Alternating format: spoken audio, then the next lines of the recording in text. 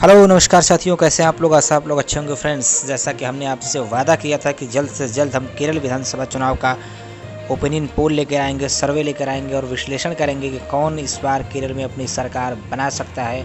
तो उस वादे को अब पूरा करते हुए मैं केरल का विश्लेषण लेकर आ गया हूँ, ओपिनियन पोल लेकर आ गया हूँ। आप देखेंगे और समझेंगे कि केरल में कौन बना सकता है इस बार सरकार। दोस्तों, केरल के बारे में बता दें कि भारत में मसालों के प्रदेश के नाम से केरल सबसे ज़्यादा मशहूर है और सबसे शिक्षित प्रदेश है भारत का। चिकित्सा और शिक्षा के क्षेत्र में भारत का नंबर 1 प्रदेश है केरल। और केरल के मुख्यमंत्री हैं पिनराई विजयन, वहाँ के राज्यपाल हैं मोहम्मद आरिफ खान। पिनराई विजयन कौन सी पार्टी से बिलोंग करते हैं? तो उनकी पार्टी है CPIM यानी कम्युनिस्ट पार्टी ऑफ इंडिया। मार्क्सवादी विचारधारा के धड़े से हैं वो। तो और इसके अलावा देखिए, वहाँ पर सबसे बड़ी बात मैं आपको बता दूं कि वहाँ पे 3 गठबंधन चुनाव लड़ते हैं।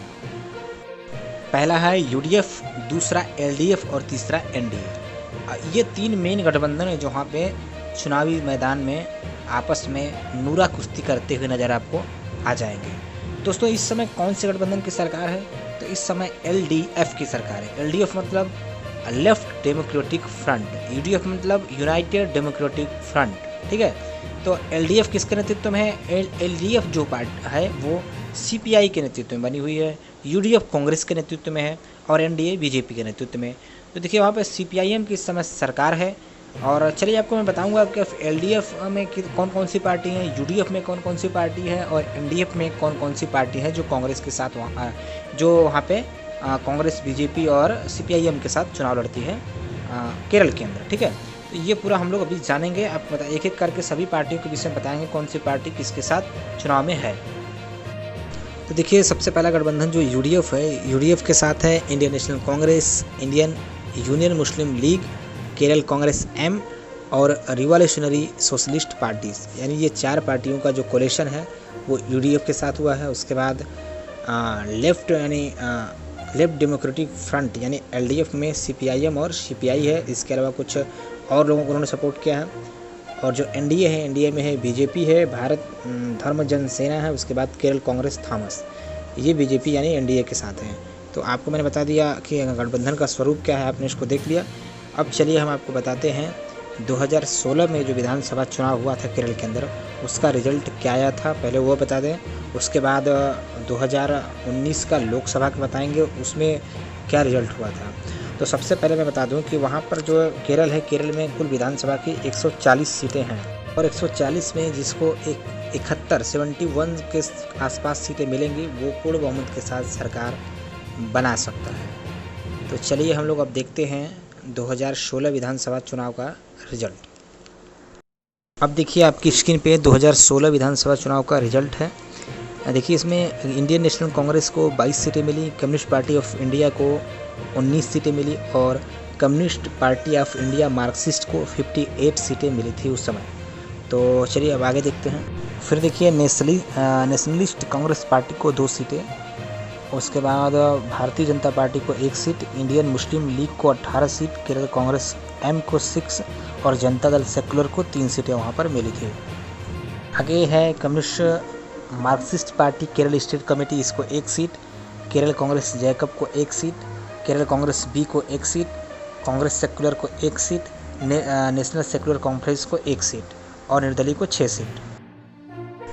देखिए, आप देखते हैं लोकसभा चुनाव का रिजल्ट। देखिए, लोकसभा में क्या हुआ था। लोकसभा के अंदर जो है कि कांग्रेस और उसके गठबंधन के सहयोगी दलों को ज़बरदस्त सफलता मिली थी, यानी UDF को बहुत ज़बरदस्त सफलता वहाँ पे मिली थी। देखिए, आपकी स्क्रीन पे रिजल्ट मैं आपको बताता हूँ एक एक करके आपको। आप देखिए स्क्रीन पे, कांग्रेस 16 सीटों पर लड़ी थी और इसको 15 सीटें मिली और Indian Union Muslim league 2 seat पर लड़ी थी, 2 की दोनों सीट जीत ली। केरल कांग्रेस 1 सीट लड़ी थी, जीत गई। उसके बाद रिवॉल्यूशनरी पार्टी भी 1 सीट लड़ी थी, वो भी जीत गई। देखिए, अब स्क्रीन पे आ गया है LDF को कितनी सीटें मिली लोकसभा के अंदर। देखिए, LDF गठबंधन में CPIM यानी communist party of India Marxist को 1 सीट मिली। वो लड़ी थी 14 सीटों पर, लेकिन केवल 1 सीटें मिली। और CPI को 4 सीट पर लड़ी थी और उसको 0 सीटें मिली। इंडिपेंडेंस 2 सीटों पर लड़े थे, जिसको इन लोगों ने सपोर्ट किया था LDF ने, उनको भी कोई सीट नहीं मिली, वो भी 0 सीटों पर सिमट गए। अब देखिए हम देख लेते हैं एनडीए को लोकसभा में कितनी सीटें मिली। दोस्तों एनडीए की लोकसभा में केरल के अंदर स्थिति बिल्कुल ख़राब रही, इसका खाता भी वहाँ पे नहीं खुल पाया। यानी बीजेपी 15 सीटों पर लड़ी थी, इसको भी कोई सीट नहीं मिली, खाता नहीं खुला। भारत धर्म सेना जो थी वो भी 4 सीटों लड़ी थी, उसका भी खाता नहीं खुला। केरल कांग्रेस थॉमस 1 सीट पर लड़ी थी, उसका भी खाता नहीं खुला। यानी एनडीए 0 पर आउट हो गई केरल के अंदर। यानी बहुत ही ख़राब स्थिति एनडीए की केरल में रही। अब चलिए अब देखते हैं आगे। तो कुल मिला के लोकसभा चुनाव का अंतिम परिणाम में यूडीएफ 20 सीट, एलडीएफ 1 सीट और एनडीए को 0 सीटें मिली। तो दोस्तों देखिए ओपिनियन पोल की कुछ महत्वपूर्ण बातें जो हमने पोलिंग की है वो आपको बताएंगे। सबसे पहला हमने क्वेश्चन लिया, क्या आप परिवर्तन चाहते हैं? दोस्तों हाँ, परिवर्तन चाहने वाले ज़्यादा लोग हैं, 60% लोग यहाँ पे परिवर्तन चाहते हैं। 40% लोगों ने कहा कि नहीं हम परिवर्तन नहीं चाहते हैं। दूसरा जो क्वेश्चन हमारा था, दूसरा क्वेश्चन था कि मुख्यमंत्री के काम से कितने लोग संतुष्ट हैं?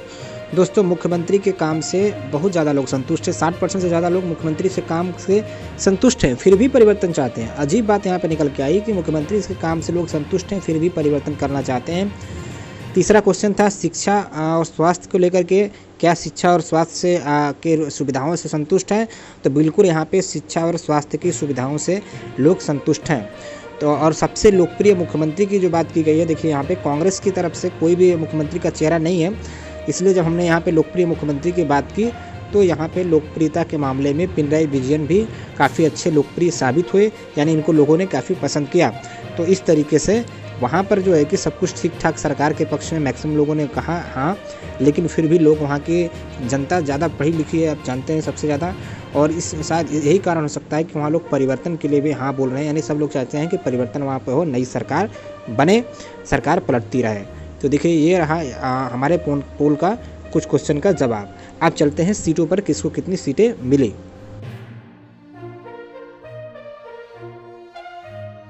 तो देखिए आपके स्क्रीन पे सीटों का विवरण आ गया है। इसमें सबसे बड़ी पार्टी जो बन के उभर रही है यूडीएफ गठबंधन की तरफ से, वो कांग्रेस पार्टी, जिसको 55 सीटें मिलती हुई नज़र आ रही हैं। यानी 55 सीटों के साथ नंबर 1 पार्टी बनती हुई नज़र आ रही है। लोकसभा में भी नंबर 1 पार्टी रही, 15 सीटें उसको मिली थी उस टाइम भी।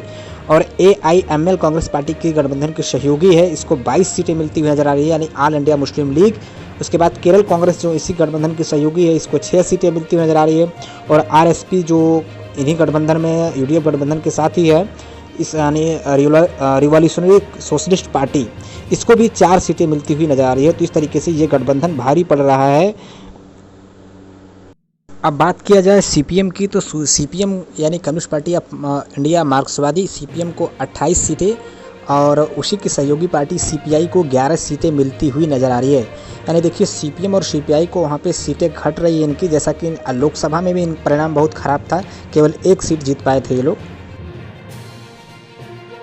देखिए अब बात रही एनडीए गठबंधन की, तो एनडीए गठबंधन को 5 सीटें मिल सकती हैं, जिसमें 2 सीटें भारतीय जनता पार्टी को और 3 सीटें उसके सहयोगी दलों को मिल सकती हैं। तो एनडीए को केवल यहाँ पे 5 सीटें मिलती हुई दिखाई दे रही हैं। देखिए आपकी स्क्रीन पे अब आ गया है फाइनल परिणाम। इस पूरे ओपिनियन पोल का, इस पूरे विश्लेषण का फाइनल परिणाम क्या निकल के आता है साथियों। इसमें देखिए पहले नंबर पर यूडीएफ गठबंधन जो है कांग्रेस के नेतृत्व में बना हुआ है। तो यूडीएफ गठबंधन को सबसे बड़ा फायदा हो रहा है और यूडीएफ गठबंधन पूर्ण बहुमत की तरफ पहुंच रही है 87 सीटों के साथ। एलडीएफ को 39 सीटें मिल रही है। एलडीएफ पता है आपको सीपीआई और सीपीएम के नेतृत्व में, एनडीए बीजेपी और अदर्स को 9 सीटें, अदर्स को 9 सीटें मिल रही है और एनडीए को 5 सीटें, एलडीएफ को 39। अदर्स में छोटी छोटी पार्टी हैं, छोटी छोटी जो वहाँ केरल के अंदर सक्रिय हैं। तो दोस्तों इस तरीके से कांग्रेस की सरकार केरल के अंदर बन सकती है और कांग्रेस की केरल में एक बार फिर से वापसी हो सकती है। तो ये रहा आपके सामने फाइनल पूरा परिणाम ओपिनियन पोल। आपकी केरल को लेकर आपकी अपनी क्या राय है, ज़रूर आप कमेंट्स करके बताइएगा। आपके कमेंट्स का हम इंतज़ार करेंगे और आगे किन राज्यों के आप सर्वे चाहते हैं उन राज्यों के नाम लिखकर भी कमेंट में ज़रूर बताइएगा। इसके अलावा बहुत सारे राज्यों के हमने सर्वे किए हैं, आप जा करके चैनल के प्लेलिस्ट में देख सकते हैं। थैंक यू, फिर मिलते हैं आपसे नेक्स्ट वीडियो में।